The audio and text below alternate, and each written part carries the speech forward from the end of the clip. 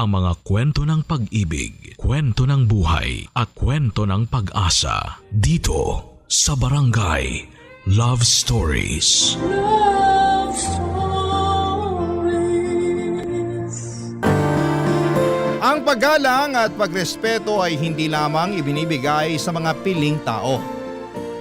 Dahil higit kanino man ay unahin nating pag-ukulan nito ang ating mga magulang.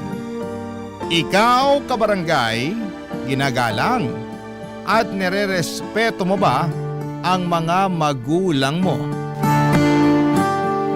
Dear Papa Dudut, ang pagkakaroon daw ng anak ang kukumpleto sa isang babae na kapag nagkaanak ka ay siguradong merong mag-aalaga sa iyo sa pagtanda mo.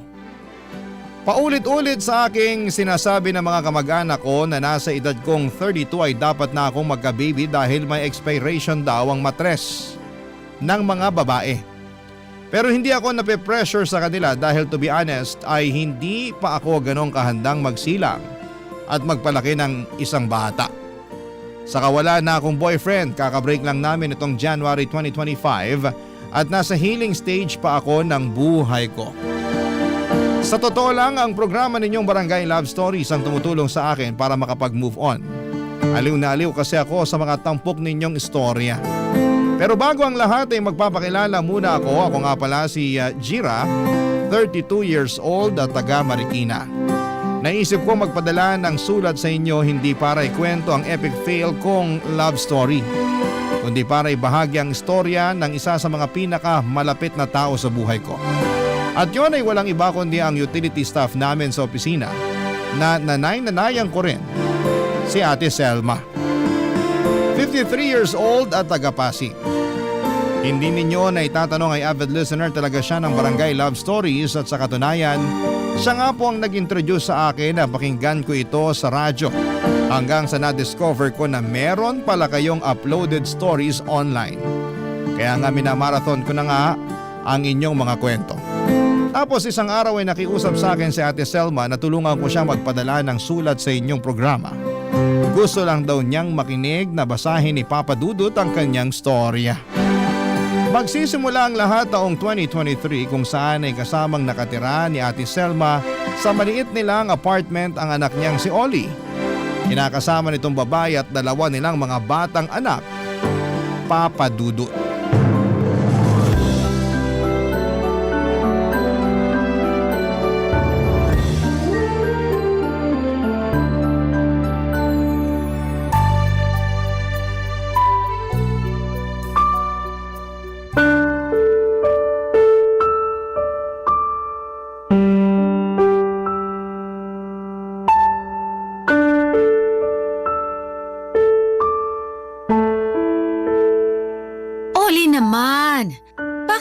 Nilalabas yung mga umog mong damit. Namamaho na dun sa ilalim ng higaan nyo, oh. Kung hindi pa ako nagwalis-walis dun sa kwarto nyo hindi ko pa makikita yung nanggigitataan yung higaan. Ayan na naman kayo, Nay. Dami nyo na naman kuda. Wala na naman kayong preno. Paano di kukuda? Para ka pa rin bata umasta. Paano ba ako naging parang batang umasta 28 anyos na ako? Yun nga 28 ka na. Pero daig mo pa yung mga anak mo kung kumilos. Huwag nyo nga ako ikumpara sa mga anak ko. Wala pang muwang sa mundo yung mga yon. Baka nakakalimutan yung 2 taon at 3 taon gulang pa lang sila. Hindi ko naman yun nakakalimutan. At hindi kita kinukumpara sa kanila. Hindi raw, pero kasasabi nyo lang na daig ko pa sila kumilos. Sige nga, kung di nyo ako kinukumpara sa kanila, anong ibig sabihin nung sinabi nyo yun? Kasi napakaburara mo. Naturingan ka pa namang mas may isip sa mga anak mo. Pero parang hindi ka naman kumikilos ng naaayon sa edad mo. Katulad na lang yung paglalabas ng mga namamaho niyong damit. Para sana naisabay ko na sa paglalaba ko. Tinatamad akong ayusin kaya sinipa ko na lang papunta sa ilalim ng higaan namin. Saka yung kinakasama ko naman naglilinis dyan. Kaso may pasok siya sa trabaho ngayong araw. Kaya nga ako na naglinis ng kwarto nyo. At yun, nakita ko yung mga umog niyong damit. Nananahimik yung mga maruruming damit namin dun tapos pinakikailaman nyo. Kasalanan nyo rin naman pala kung bakit kayo nangungunsimi ngayon. Sa'yo ko mas nangungunsimi kaysa sa mga damit nyong yun Ay, ewan ko ba naman sa yung lalaki ka? Bakit maghapon magdamag ka lang nakatunganga at nakatutok dyan sa cellphone mo? Ni hindi mo maasikasong pakainin at paliguan yung mga anak mo. Bestek boy naman to! Wala na ba kayong gagawin kundi sermonan ako? Nakakaya sa mga kapitbahay natin na nakakarinig sa talak nyo. Ikaw pa talaga may ganang manigaw dyan? Paano hindi ako sisigaw nakakaturete ng bunganga nyo? Saka sino ba may sabi sa inyo na pakialaman nyo yung mga maruming damit namin sa kwarto?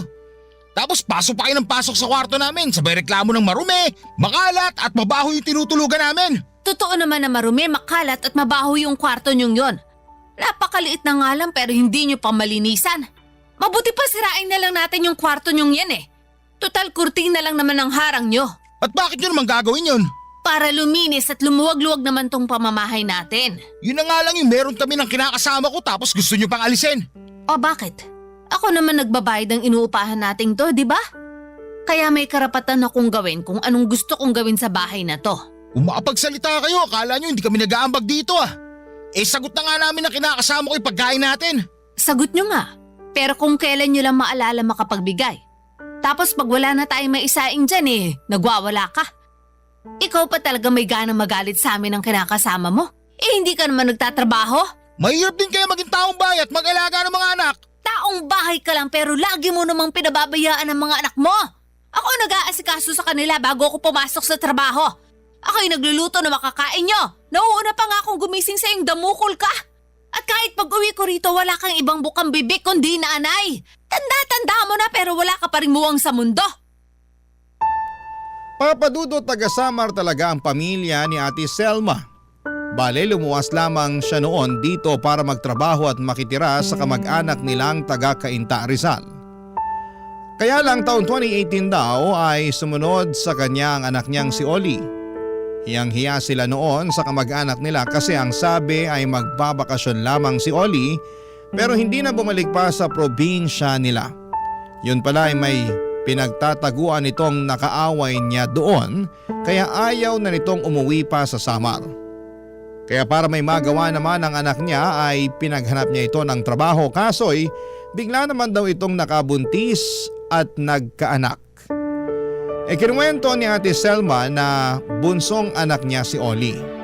Meron pa raw itong kuya na naiwan sa Samar na may sarili na ring pamilya.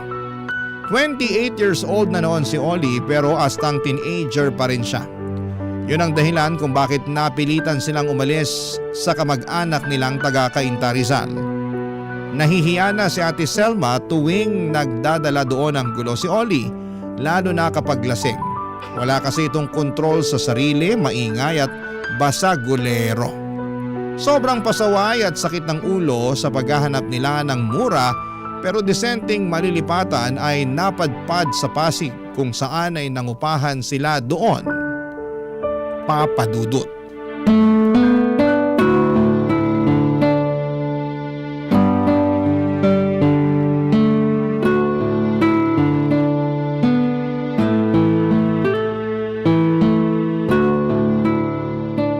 Jira anak, ilan bang kakainin mo? Ay opo, Mabubusog ka ba dyan? Puro dahon-dahon lang yan ah. meron naman pong halong chicken kaya po mabubusog po ako rito. Ang alam ko pagkain lang yan ng mga nagpapapayat. Sa tingin ko ayos naman ang katawan mo. Hindi mataba, hindi rin mapayat. Opo, pero gusto ko lang din po magbawas ng kinakain. Alam niyo sa gabi nga po nagtutubig na lang ako eh. Santisima ka naman bata ka. Bakit tubig lang? Hindi ka ba nagugutom? Ay hindi po, pero nung una po medyo nagugutom po talaga ako. Hindi naman ako tutol kung gusto mo magbawas ng kinakain. Pero wag mo pa rin pabayaan ang sarili mo. Damihan mo pa rin yung pagkain mo lalo sa tanghali para hindi ka ginugutom sa gabi. Kasi sabi mo hindi ka na kumakain noon, tubig na lang. Sa kaunti niyang pagkain mo kung ako ikaw. Baka hapon pa lang kumakalam na tong tiyan ko. Hindi ko kakayanin yan. Nasasanay na naman po ako eh. Tsaka mas maganda po ang pakiramdam ko kapag hindi ako kumakain ng marami sa gabi. Tsaka wala rin naman po akong ginagawa pag uwi ko sa amin. Nakikipaglaro na lang po ako sa mga pusa namin tapos ayun, natutulog na. Pero sige po, tatandaan ko po yung sinabi nyo. Yaan nyo bukas, dadagdagan ko tong lunch ko. Ayoko lang magkasakit ka at mangayayat ng todo. Naku, hindi po mangyayari yun. Sige, naniniwala ako. Maiba po pala tayo. Kumusta na po pala yung anak niyong si Oli? May nahanap na po ba siyang trabaho? Tako, wala pa nga eh. 2 buwan na siya nakatambay lang sa inuupahan namin at nagpapalaki ng ano niya. Awang-awa na nga ako sa mga apo ko. Ang dudungis pagdating ko galing trabaho. Nauuna pa po ba kayong umuwi sa kinakasama niya? Oo, madalas kasi overtime sila dun sa pabrikang pinagtatrabahuhan niya. Grabe rin kasi ang trabaho nila dun.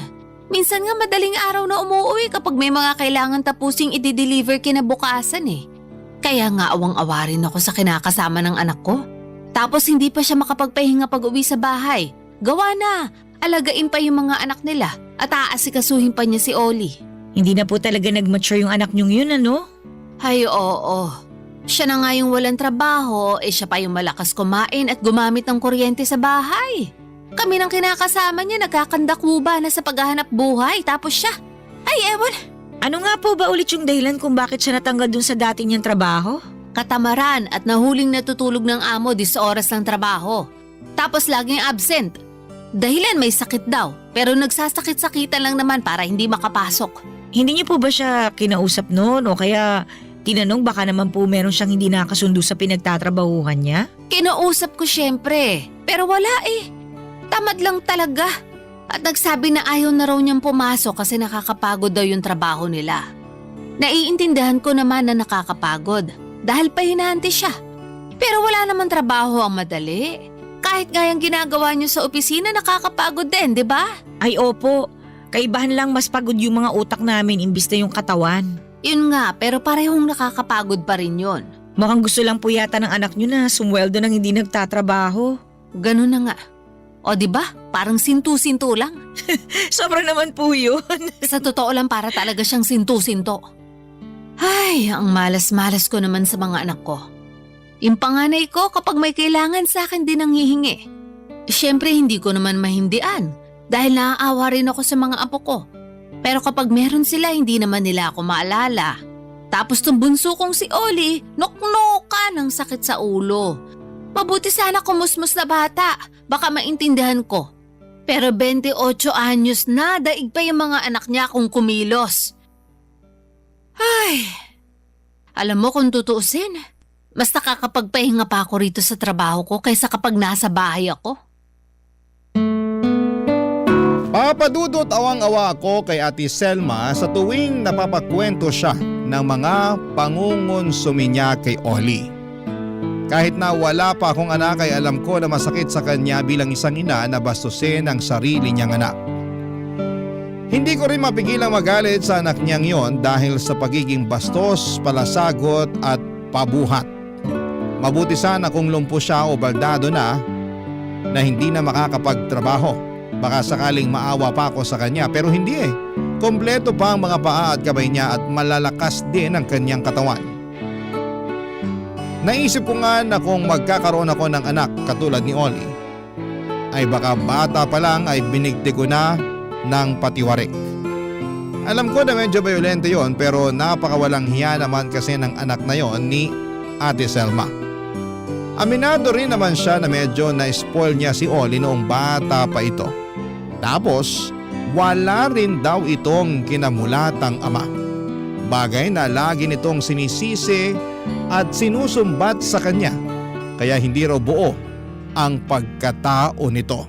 Barangay Love Stories. Barangay Love Stories. Papadudot isa si Ate Selma sa pinakamabait na tao na nakilala ko. Masipag siya sa mga gawain nila sa company namin at bukod doon ay malinis at maayos din siyang magtrabaho. Gustong gusto nga siya ng mga boss namin at ng iba ko pang mga katrabaho. Nagustuhan ko rin siya kaagad kaya hindi na nakapagtataka na naging malapit kami sa isa't isa. Siya na rin kasi ang nagsilbing nanay at tagapayo ko tungkol sa mga bagay-bagay sa buhay ko na hindi ko naman may babahagi sa tunay kong nanay dahil matagal na niya akong iniwanan. Buhay pa naman siya pero sumama lamang siya sa ibang lalaki, Papadudot. Kaya nga bukod sa pakikinig ng Barangay Love Stories ay naging avid listener na rin ako ng buhay ni Ate Selma. At palaging ang bida sa mga kwento niya ang anak niyang si Oli na sala sa init, sala sa lamig ang ugali. Siyempre bilang nanay ay madalas niya itong pagsabihan ng mga bagay na dapat at hindi niya dapat na gawin. Kaya lang ay mabilis raw itong mairita lalo na kapag nagbubunganga na siya. Isang araw ay may nagawa raw sa kanya si Oli na hindi niya lubos akalain na magagawa nito sa kanya, Papa Dudut.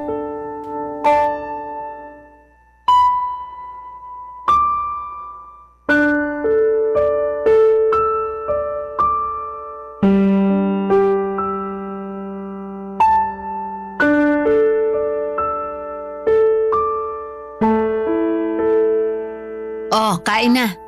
Nagluto na ako bago ako pumasok sa trabaho. Anong ulam? Tuyo tsaka noodles. Tapos may itlog dyan para sa mga bata. Tuyo na naman sa noodles?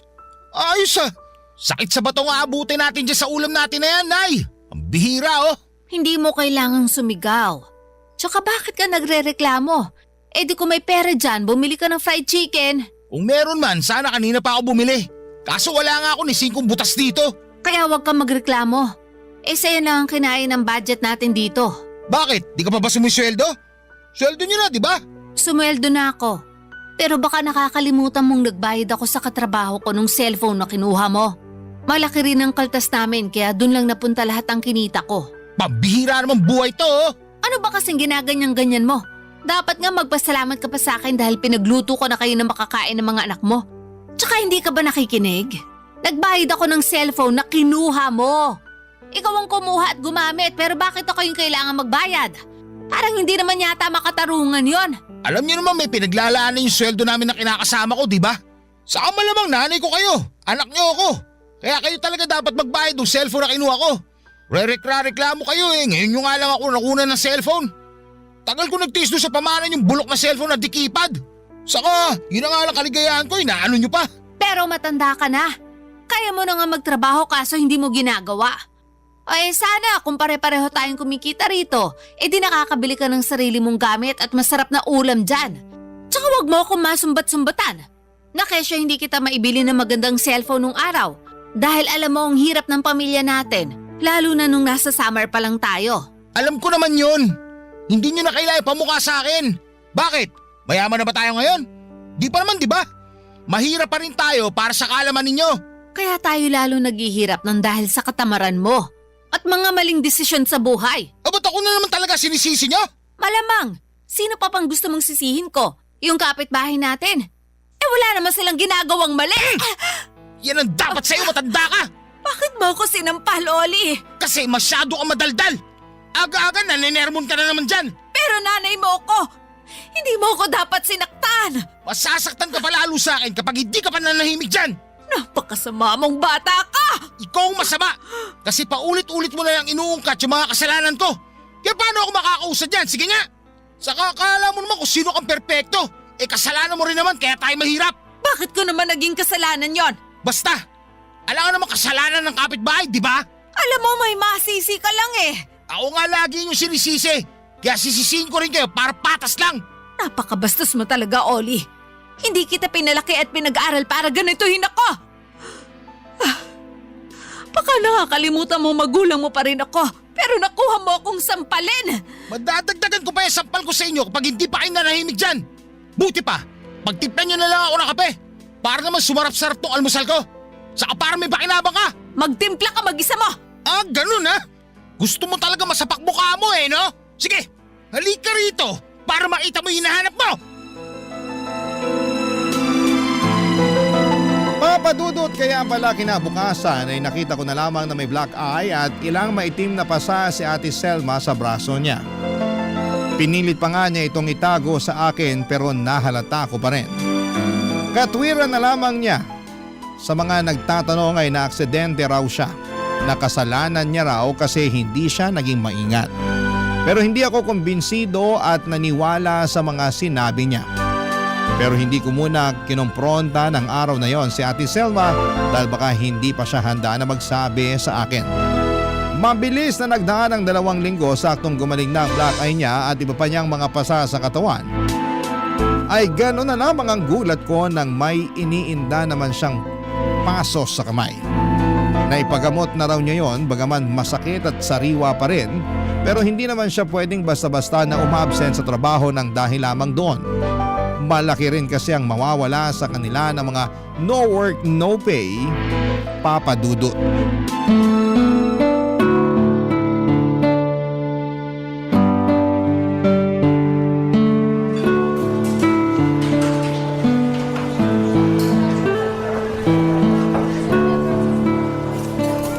Talaga nilibre mo pa ako ng hapunan? Baka naman nakabawas pa ako sa budget mo ha? Ay hindi naman po. Sweldo rin naman tsaka gusto ko po talaga kayong ilibre. Sabi nyo, sweldo rin naman ngayon nung kinakasama ng anak nyo. At narinig nyo na plano nilang kumain sa labas ng mga anak nila. Oo, sigurado ko na pag-uwi nila matutulog na lang ang mga yon kasi busog na. Kaya nga po mas mabuti na kumain na rin kayo para busog na kayo pag uwi nyo sa bahay nyo. Salamat talaga. Lalo na dito sa mga in-order mo sa akin. Ang dami-dami. Baka hindi ko pa nga maubos yung iba. Pwede nyo naman pong i-take out kung hindi nyo mauubos pero sana kumain pa rin kayo ng marami. Nag-aalala po kasi ako sa inyo eh. Ha? Bakit naman? Kasi parang nangangayayat na kayo. Napaisip tuloy ako kung nakakakain ba kayo ng maayos sa bahay nyo. Ay, oo naman. Pero konti lang din kasi ako kumain kapag nasa bahay. Dahil madalas hindi naman ako tinitirhan ng kanin at ulam ng anak ko. Katwiran niya sila naman daw ng kinakasama niyang bumili nun kaya bakit daw ako makikikain? Ang kakapal naman nila. Sila na nga po yung nakikitira sa inuupahan nyo, di ba? Baka nakakalimutan nila na kayo yung nagbabayad ng renta nyo. Malamang nakalimutan na nga nila. Pero mabait naman sa akin yung kinakasama ng anak ko. Pinagtatabi ako nun ng pagkain kapag nauunang umuwi sa akin. Kaya lang minsan, nagsasabi na wala na raw natira kasi inubusan na ako ng anak ko. Ewan ko dun, ang lakas kumain tapos wala namang trabaho. Partida, napakatamad pang kumilos sa bahay niyan. Magsabi nga po kayo ng totoo. Yung mga pasa nyo tsaka black eye. Tapos yung paso nyo sa kamay, gagawin ba yan ng anak nyo? Ha? Bakit mo naman natanong? Kasi alam naman po natin na magagalitin yung anak nyong yun. Tapos, lagi pa kayo nagtatalo kaya naisip ko baka lang naman nagagawa rin niya kayong saktan. Kaya sabihin nyo, pinipisikal po ba kayo ni Oli? Ano kasi? Huwag po kayong matakot na Selma. Gusto ko lang naman pong malaman eh. Wala naman po akong gagawin sa anak nyo. Pero syempre, bilang anak-anakan nyo na rin eh, hindi ko lang mapipigilang mag-alala. Alam ko naman yon. Kaya pasensya ka na sa akin kung nagsinungaling ako.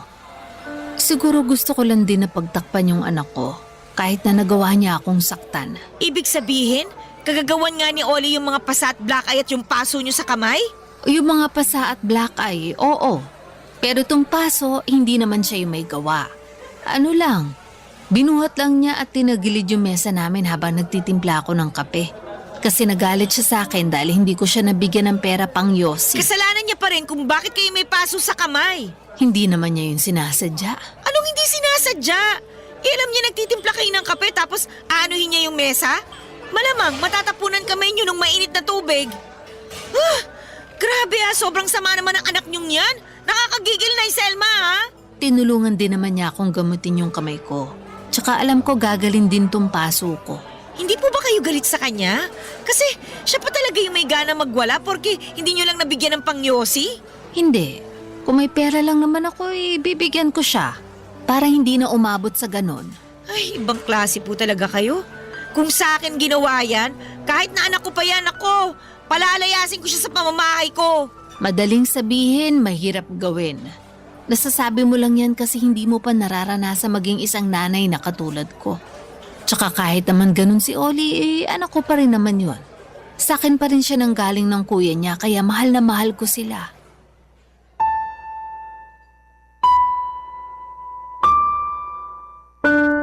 Papadudot ang sakit-sakit para sa akin na makitang sinasaktan at inaabuso si Ate Selma ng sarili niyang anak. Hindi kasi ganon ang tamang trato sa mga magulang. At ewan ko ba naman kung saan nakuha ni Oli ang kakapalan ng pagmumukha niya at lakas ng loob para pagbuhatan ng kamay ang nanay niyang nagtataguyod sa kanila ng pamilya niya. At walang hinangad kundi ang mapabuti sila. Sa kabilang banda ay napaisip din ako sa mga punto ng sinabi ni Ate Selma tungkol sa pagmamahal niya sa kanyang mga anak. Alam ko naman na walang magulang ang kayang tiisin ng mga anak nila pero paano naman kung meron ng pananakit at pang-aabuso? Napatanong tuloy ako sa aking sarili kung hanggang saan naabot ang pagiging magulang. Kung kulang na lang ay patayin ka na. Hindi lang sa sama ng loob kundi sa pamimisikal na ginagawa ng sarili mong anak, Papa Dudut. Barangay Love Stories. Barangay Love Stories. Papa Dudut, laging sinasabi sa akin ni Aling Selma na mas maiintindihan ko raw ang pakiramdam niya bilang isang ina kapag nagkaroon na ako ng anak. At some point, sang-ayon naman ako doon dahil naniniwala ako na hindi natin lubusang maunawaan ang pinagdaraanan ng isang tao hanggat hindi tayo ang nakakaranas ng mga karanasan niya. Pero kung mabugbog lang naman ako ng anak na iluluwal ko, na palalakihin at alagaan ay mabuti pang wag na lamang akong magkaanak. Kontra rin ako sa paulit-ulit na pagpapatawad ni Aling Selma kay Oli, lalo na hindi naman ito kinikitaan ng pagbabago. Tingin ko'y lumalala pa nga ang pagiging masama ng ugali nito habang tumatagal. Isang araw ay hindi nakapasok sa opisina si Ate Selma tapos ay naulit pa yon kinabukasan kaya naman nag-worry na ako sa kanya. Ang sabi lang ng mga kasamahan niya ay meron daw siyang sakit. Doon ako lalong nag-alala at nag-decide na puntahan siya sa inuupahan nila sa Pasig para sana bisitahin at dalhan ang kaunting prutas at gamot. Sakto half day lang kami noon kaya marami pa akong oras para hanapin at ipagtanong-tanong yung tinitirhan nila sa barangay na minsang nabanggit niya sa akin noon. Hindi nga nagtagal, Papa Dudut, ay nakarating ako sa inuupahan nila, Ate Selma, bandang 3:00 ng hapon. At gano'n na lamang ang gulat ko sa naabutan kong eksena, Papa Dudut.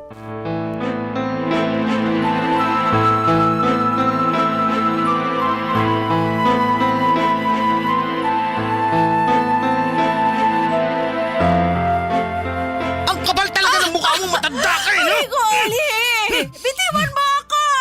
Hindi kita bibitawan hanggat hindi mo sinusoli sa aking cellphone na binigay mo! Wala na yon! Binenta ko na yon! Sino may sabi sa'yo na ibenta mo? Ginagamit ko yun! Bobo ka ba? Hindi naman sa'yo yon! Sa akin yun dahil ako nagbabayad nun! Tsaka kailangan ko ng pera! Kasi magbabayad na tayo nitong inuupahan natin! Wala akong pakialam! Sana nanguta ka sa iba o di kaya binenta mo yung kidney mo para magkapera ka! Dapat talaga siya tinatanggalan ng buhok sa alit eh! Sinira mo araw ko, lintik ka! Bitiwan mo ako, anak, parang aawa mo na! Hindi ka nga naawa sa akin eh! Alam mo naman na yun lang ang libangan ko! Ibibili na lang kita ng bagong cellphone pag nakaluwag-luwag ako. Sana naman maintindihan mo lalo ngayong may sakit na ako. Kaya hindi rin ako nakakapasok sa Nay Selma! trabaho. Wala akong pakialam! nandiyan po ba Basta kayo? ibalik ko sa akin yung cellphone ko! Jira, Hoy, Oli! Bitiwan mo yung nanay mo! Sino tong hayop na to? Hoy, pakilamera! Ba't mo lang pangalan ko ha? bitiwan mo ako, Obvious naman Oli. na ikaw yung anak na Parang laging awa kinukwento mo sa na, akin ng nanay mo sa nasasaktan trabaho ako. namin dahil sa sama ng ugali yan. mo! Para ka talagang tanga na eh! Loko mo talaga ako ikwento dito sa intermitidang to!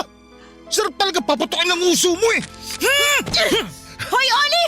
Huwag mo nang sasaktan si Nay Selma, ha? Ang lakas ng loob mong awatin ako! Nanay ko naman to! Kaya gagawin ko kung anong gusto kong gawin sa kanya! Huwag kang makailam dito! Ah, ganon! Hayop ka! Bakit mo ako sinuntok? Ano? Matapang ka, di ba? Tumayo ka dyan at magsuntukan tayo! Ipakita mo kung sino ka! Total kinakaya-kaya mo lang naman din yung nanay mo eh! Nay! Sino ba yung babae na yan? Bakit ang lakas manuntok? Santissima, tumigil na nga kayo. Namumuro na po kasi tong anak nyo, Nay Selma eh! Nanay niya kayo pero kung sakta niya kayo, ganun na lang! O ano? Tumayo ka dyan! Gusto mo pala ng away, ha? Halika! Patitikimin ulit kita ng kamao ko! Tapos tatadyakan ko pa yung mukha mo para magtanda ka at matuto ka rumispeto sa nanay mo! Iyoko na! Sakit mo manuntok! Madudurog pa ako sa'yo! Aba di mabuti alam mo? Jira, anak, kumalma ka lang. Huwag mo nang patulan si Oli. Hindi na yan nalaban. Halata nga po eh. Pag-sorry ka kay Jira ngayon din, Oli. Bakit ako ba kailangan mag-sorry sa babaeng yan? Eh siya kayo nanuntok! Tinatanong mo pa talaga? Nakakahiya ka kasi naabutan kanyang sinasabunutan ako.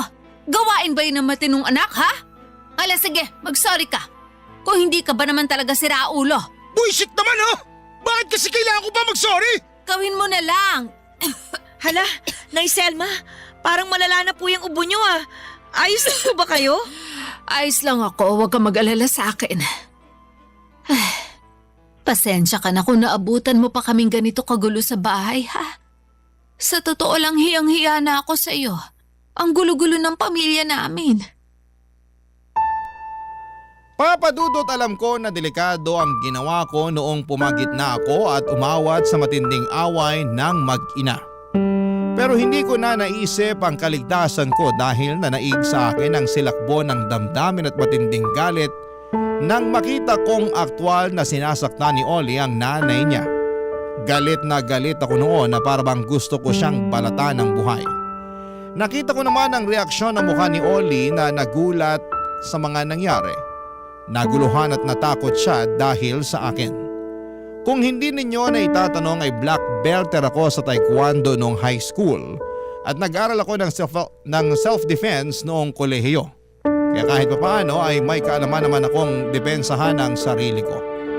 Bonus na rin na nasunto ko si Oli para makaganti man lang kahit papaano sa mga ginawa niya sa nanay niya.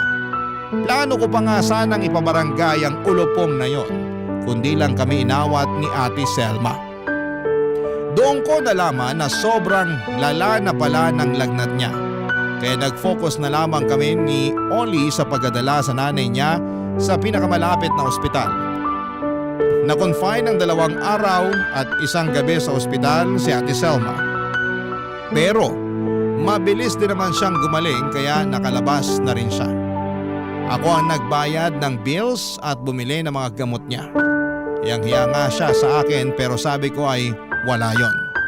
Masaya ako na tulungan siya at ang laki rin ang pasasalamat niya sa akin dahil 2 araw na raw talaga siyang tinitiis ang lagnat niya.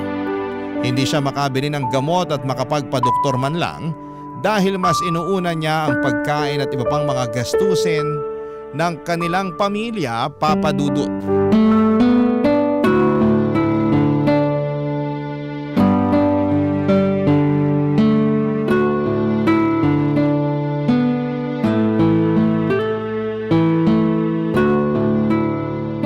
Salamat talaga, anak. Kasi tinulungan mo ako dun sa pagpapagamot ko sa ospital. Nakakahiya lang talaga kasi napagastos ka pa sa akin. Wala po yun, Nay Selma. Tsaka kaya nga po ako pumunta nun sa inyo kasi alalang-alala na po ako sa inyo dahil 2 araw na kayong hindi nakakapasok sa trabaho. Kaso ayun nga, iba naman po yung naabutan ko. Ang lala. Tungkol sa bagay na yan, isa pang rason kung bakit ako hiyang-hiya sa iyo. Wala naman po kayong dapat ikahiya. Kung meron man dapat mahiya dito, yung anak niyong loko-loko. Nako, naalala ko na naman tuloy yung galit ko sa kanya eh. Pasensya na po kayo ha. Kasi kahit anak niyo siya, hindi ko pa rin siya kayang patawarin matapos yung ginawa niya sa inyo. May sakit na nga kayo oh. Tapos kung sabunutan pa niya kayo, kulang na lang mabunot yung mga buhok niyo sa anit niyo eh. Grabe talaga siya. Kaya nga lalong nakakahiya. Tapos ako naman, hinahayaan ko lang na ganunin niya ako. Na kahit sinasaktan niya na ako napapatawad ko pa rin siya dahil lang anak ko siya. Tama naman po yun. Pero hindi po kayo dapat pumayag na ginaganong kayo ng anak niyo. Napakabastos kasi nung ganon eh. Pero kumusta naman po siya ngayon? Baka naman po sinasaktan at binabastos pa rin niya kayo ha? Hindi na masyado pero paminsan-minsan may sinasabi pa rin. Pero hindi na katulad ng dati. Ewan, napansin ko lang na nung nakalabas na ako sa ospital biglang nagbago yung pakikitungo niya sa akin. Sabi ng kinakasama niya, nagsabi raw sa kanya si Oli na natakot daw yon nung na-ospital ako. Siguro, ayaw pa rin talaga ng anak ko na mamatay ako. Ayaw niya. Pero kung saktan kayo, kulang na lang tapusin niya ang buhay niyo sa sarili niyang mga kamay. Nako, kaduda-duda pa rin po yung sinasabing takot niya na mawala kayo. Hayaan mo na. Malakas ang kutob ko na nakakapag-isip-isip na rin yon, lalo nung nasuntok mo. Tingin ko na tauhan nga yun dahil sa ginawa mo. Talaga po? Oo. Ikaw ba naman suntukin ng babae na mas malakas pa sa'yo? Ay, pero salamat kasi pumunta ka nung araw na yon. Baka kung hindi ka dumating ano na lang ang nangyari sa akin? Kaso, hindi ko pa rin po talaga mapigilang hindi mag-alala. Kasama niyo pa rin sa isang bubong yung anak niyong bayulente eh. Huwag kang mag-alala. Kasi sa oras na saktan na naman ako ni Oli, kahit na isang hibla pa yan ang buhok ko may kakalagyan na talaga siya. Saan po? San pa ba? Di sa bilangguan. Hihimasin niya dun yung rehas kapag sinaktan niya pa ako kasi namumuro na talaga siya sa akin. Suportado ko po kayo dyan. Pero sana, Nay Celia, hindi na niya kayo saktan. Sana tuluyan na magbago si Oli. Kaya nga, ang gusto ko lang naman, maging responsable siyang ama sa mga anak niya. Kahit hindi niya na ako masyadong isipin dahil kaya ko pa naman buhayin ang sarili ko. Nakakapagtrabaho pa ako, nakakabili ng pagkain ko. Paulit-ulit ko ang sinasabi sa kanya na magsikap siya para sa pamilya niya dahil lumalaki ang mga anak niya. Kahit yun lang muna, kung hindi niya pa talaga maaalis ang pagiging palasagot niya sa akin, masayang-masaya na ako. Salamat, Jira. Kasi pinaintindi mo sa akin na ayos lang magkaroon ng hangganan sa pagmamahal sa mga anak. Lalo na kapag sinasaktan na nila tayo at inaabuso. Na hindi sa lahat ng oras dapat natin silang patawarin. Kasi parang kinukonsinti lang natin yung maling gawain nila. Kaya malalakas ang loob na umulit-ulit Hindi na nagbago. Totoo po yan. Tsaka, masaya po ako kasi na-realize nyo na po yun. Siyempre, nag-alala lang ako sa inyo dahil mahalaga kayo sa akin Pero hindi ko naman po hiniling na masira ang pamilya nyo. Kasi alam ko namang mahal na mahal nyo pa rin yung mga anak nyo.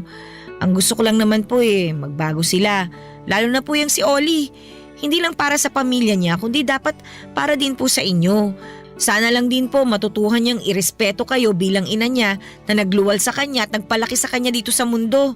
Naniniwala po kasi ako na kapag pinapakita mo na mahal mo ang magulang mo, nirerespeto mo, maraming mabubuting bagay ang darating sa buhay mo.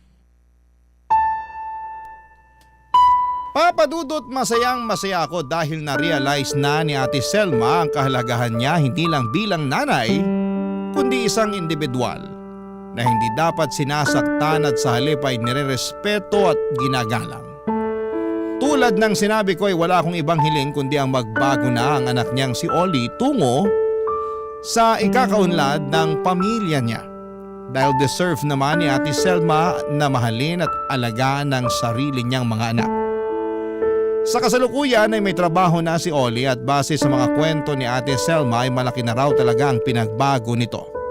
Ito na ang nagbabayad ng renta nila at hindi na rin masyadong sumasagot sa nanay niya. Gulat na gulat nga raw si Ate Selma sa pagbabago nito, pero masaya naman siya. Kasi ang tagal niyang hiniling na mangyari para sa anak niya ang pagbabagong yon. At syempre masaya din ako kasi feeling ko ay nakatulong talaga ang suntok ko noon kay Oli para matauhan siya. Biro lang. Pero kung totoo man yon ay hindi ako nagsisisi na sinuntok ko siya. Maraming salamat po Papa Dudut sakaling mapili po ninyong i-area ang sulat ko kung saan ay tampok ang storya ng buhay namin ni Ate Selma. God bless po sa inyo at sa mga kabarangay natin at palaging number 1 kayo sa puso namin, ang Barangay Love Stories. More power sa inyong station. Ang inyong forever kapuso at kabarangay, Jira. Barangay Love Stories. Barangay Love Stories. Nakakaantig naman talaga ang ating kwento. Ikaw ba, kabarangay? Nakarelate ka ba sa story natin ngayon? Kwentuhan naman tayo dito sa comment section. Nagustuhan ng iyong napakinggan? Ituloy yan via live stream sa www.gmanetwork.com/radio.